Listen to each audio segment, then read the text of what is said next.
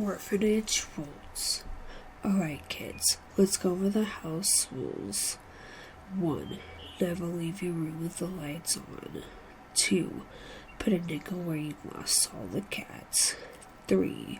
If you hear 4 consecutive knocks on your room's door, hide. 4. Always accept the blonde hair's offer. 5. Don't go to the bathroom on your right between 11 p.m. and 6 a.m. 6. Don't do Rule 4. She's tricking you into being kidnapped. 7. Don't eat the broccoli. 8.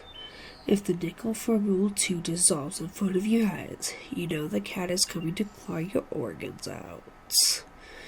9. Don't say the word pony when outside, unless you want him to find you.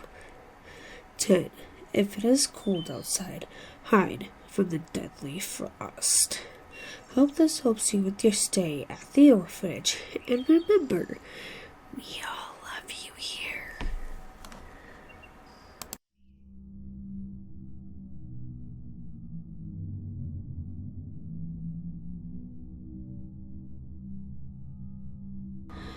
Please help. Does anyone know what this creature or thing is? I am from the south of England. I don't believe in ghosts and imagine it to be something else, but I have never seen anything like this. I live next to a woodland area of 60 acres of forest.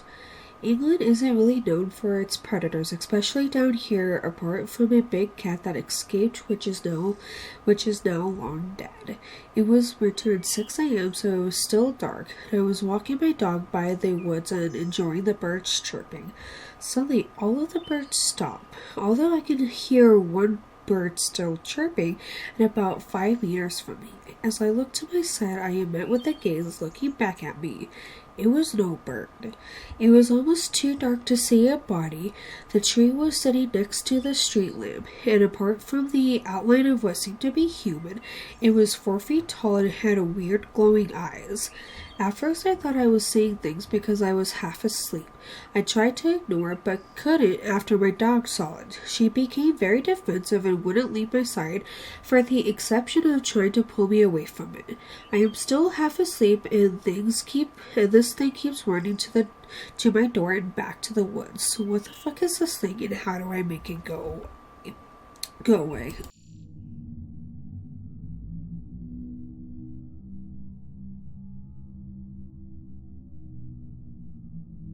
My room. This is a short experience and it only happened once, but here it goes. Last year in 2021, the Sunday after Thanksgiving, I was sleeping by my girlfriend in her apartment. It was probably around 3 or 4 a.m. I got up to use the restroom, kinda had a hard time going back to sleep. So maybe 5 or so minutes after getting back into bed, I was lying on my back with my head facing left toward the wall. I had my left arm raised over my head, hanging off the edge of the bed. My girlfriend was sleeping on her back facing me, and my right arm was on my stomach. It was dead silent. My girlfriend had a loud little dog who barked at anyone that walked by the front door. I did not hear no footsteps, no voices, or form of movement. All of a sudden, I feel someone grab my left hand that's hanging off the bed. At first, I thought it was my girlfriend, so I didn't think much of it, until I realized that my left hand is on the opposite side. I opened my eyes, but I could only see for my right eye because my left eye was blocked by my arm. Without turning my head, I saw a man through a mirror on the wall. His face was painted white, pasty white.